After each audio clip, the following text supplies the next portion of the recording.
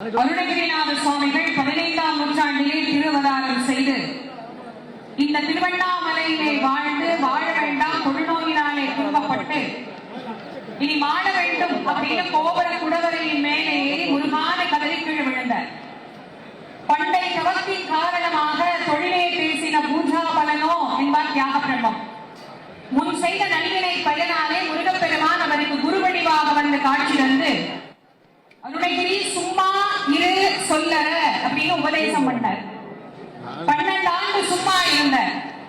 அதன்படி முருகப்பெருமான் வந்து திரும்பவும் காட்சி தந்து அருணகிரி திருப்புகழை பாடுனர்.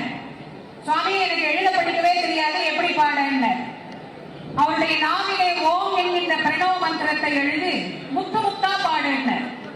அதையே முதலாக கொண்டு பாட ஆரம்பித்தால் முத்தை தர பக்தி திறனை சக்திச்சரமன முத்திக்கொரு வெற்றுக்குருவரன் நிலவோதும் முக்கட்பட வர்க்கச் சுருதியை முற்பட்டது கற்பித்திருவர 30 ஓடுக்கத்தமரரும் அடிவேன 10 தலை நத்தக்கணனோடு ஒற்றைக்கிரி மத்தை பொருதரு வட்டப்பகம் வட்டத்திகளில் இரவாக 10 தலை நத்தை கடமைய பச்சை பெயர் நட்சத்திரவரை பட்சத்தோடு ரட்சித்தருவது முழு நாளே திட்டித்தய வட்டப்படிகிற நெருக்கப்பதம் ஐந்து பயிரது இங்கோக்கள் அடிக்கல் கழுகொட கழுகாட விக்குப்படி எட்டப்பயிரவன் ஒப்புத்தொகுதம் சித்திரப்ப முறிப்பு திரிகடனை என மோத கொத்துப்படை ஒட்டக்கடலை குத்திப்புதற்கப்படி என முது கூகை ஒற்பச்சட நட்பச்சோனரை வெட்டிப்படி இட்டு குலகரி குத்துப்பட ஒத்துப்புறவிட பெருமாளே பெருமாளே பெருமாளே என்கின்ற ஞான தமிழை பாடினார். இதுதான் அருணகிரிநாத சுவாமி இந்த தலத்துல பாடின முதல் திருப்புகழ்.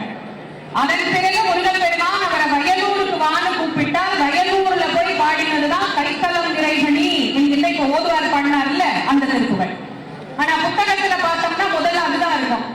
ஏன்னா பிள்ளையார வணங்காம எந்த காரியத்தையும் தொடங்கக்கூடாது அப்படிங்கறதுனால அருணகிரிநாத சுவாமிகள் முதல்ல கைத்தலம் நிறைகனி என்ற பாடலை முதல்ல வச்சுட்டு அதுக்கு பிறகு முத்தைத்தர வச்சு அதுக்கு பிறகு அநேகமான திருப்புகளை நமக்கு தந்தார்கள். அதன்படி விநாயக பெருமானின் அருளை நாம் எல்லோரும் பெருமண்ணமாக